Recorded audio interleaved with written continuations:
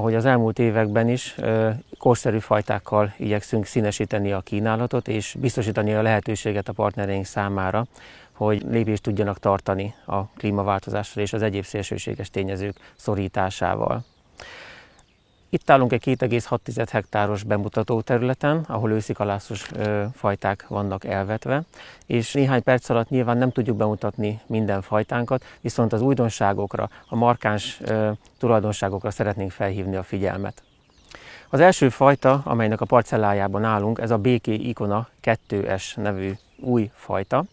Egyébként egy járóbúzáról van szó, egész télen és tavaszig vethető, viszont ki szeretnénk emelni azt, hogy a vetés technológiájával kapcsolatosan egy emelt csiraszámmal kell dolgoznunk, egy 260-280 kg-os vetőmagdózissal, és mi egy optimális vetésidő utáni vetést ajánlunk, ami egy novemberi időpont az ő személyében, ami optimális. A fajta erényei pedig: a BG Icona egy prémium minőséget adó járóbúza, ahogy mondtam is.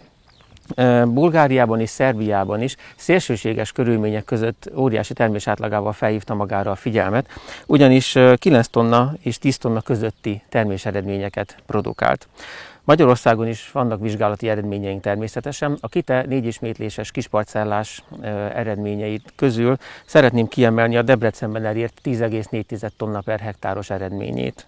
Minőségi paramétereire szeretném felhívni a figyelmet, ugyanis fehérje tartalma 16-19% közötti, és a nedvességi tartalma 40%-ot elérő, vagy azt meghaladó értékeket vesz fel, és ezek az eredmények a tavalyi üzemi vetőmag előállító táblákról származnak. A következő őszi búzafajta, amelyet szeretnék önöknek bemutatni, az Aurelius, de igazából be sem kell mutatni, hiszen régi motoros már nálunk, a prémium szegmenst képviseli, de a termésátlagában sem kell kompromisszumot kötni, hiszen 8-9 tonna közötti termésátlagokkal rendelkezik. Ez 2024-ben is így volt, és mind a bemutató helyeken, mind a kisparcellás helyszíneinken. Intenzív technológiára javasoljuk egyébként, a minőségét tekintve pedig, ahogy mondtam, 14-15%-os fehérjetartalommal, 30% fölötti sikertartalommal és egy A1-es, A2-es reológiai osztályt elérő minőségi paraméterekkel rendelkezik. A következő fajtánk a 2024-es év újdonsága volt, az Ampleur őszi búzafajtánál állunk. 2023-ban a NÉBIK vizsgálatai szerint egy 8,5 tonnás termésátlaggal lépett színre, ami 15,6%-kal meghaladta a standard fajták átlagát, nagyságrendi előrelépés következett tehát be. A KITE kísérleteiben 2024-ben haszárhéján 10 tonnás termésátlagokat ért el, és a GOSZ VST eredményei 2024-ből pedig 9,5 tonnás átlagot eredményeztek. Az Ampleur egyébként egy sárga és barna rozsda, illetve szeptóriával szembeni nagyon jó toleranciával rendelkezik, amit mindenképpen a fajta erényei mellett kell felsorolni. Egy korai fajtáról van egyébként szó, látszik, hogy elvirágzott, egy szákás, bőtermű malmi minőséget adó fajtáról beszélünk. Szintén 2024-ben vezettük be az SI Rocinante nevű őszi búzafajtánkat. Érésidőben egy középkései éréscsoportnál tartunk, szintén bőtermű malmi kategóriáról beszélünk az SI Rocinante személyében. Egy kiváló szárazságtörésű anyagról van szó, amely tulajdonsága visszajön a termés átlagaiban. 2024-ben Debrecenben 11,3 tonna per hektáros termés átlagot ért el, kisparcellás körülmények között, míg a bemutató területeinken Nádudvaron 9,6, Dalmandon 11,6 tonna termésátlagot ért el. Ki kell emelni, hogy sárga rozsda és vörös rozsda elleni toleranciája kimagasló a fajtának. Osztott nitrogén kijuttatást meghálálja, és bőtermű mi volt ellenére egy B2-es, B1-es malmi kategóriát el tud érni sütőipari besorolás szerint. A Frenetic őszi búzafajta parcellájában állunk. Egy korai szákás, szintén malmi bőtermű kategóriát képviselő fajta. 2024-ben 8,43 tonna per hektáros átlageredményt ért el a kisparcellás kísérleteink átlagában, és kiemelkedik Békés Csabai 2,5 tonnás eredménye.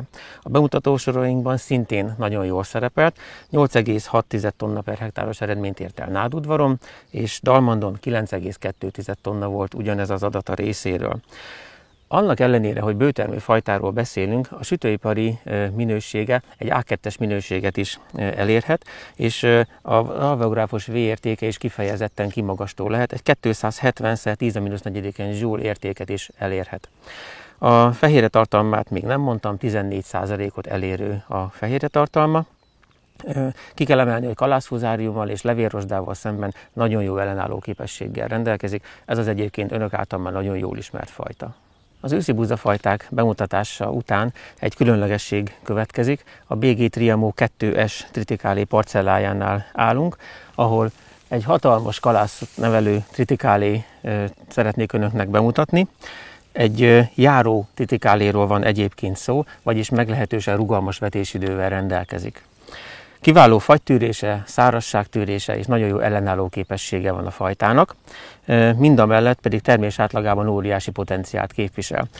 Nem csak magyarországi eredményekkel rendelkezünk, hanem bolgár és szerb eredményekkel is. Tehát nálunk jóval szárazabb és kitettebb területeken is nagyon jól teljesített a fajta, hiszen Bulgáriában 10 tonna fölötti, Szerbiában 11 tonna fölötti termésátlagokat ért el a vizsgálatok alatt.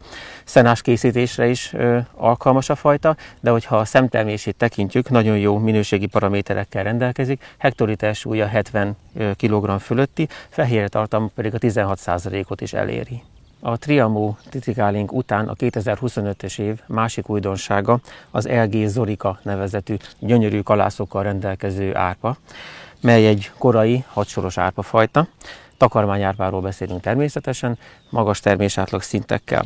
A Nébikben 2024-ben 9,8 tonna per hektáros termésátlagot ért el, ami amiatt figyelemre méltó, mert a sztenderdek átlagához viszonyítva ez több mint 10%-os termésnövekedést jelent. A KITA kísérleteiben 10,4 tonna per hektáros átlaggal végzett, és kiemelném a Sopron-Hormácsi hajszálhéján 13 tonnás eredményét.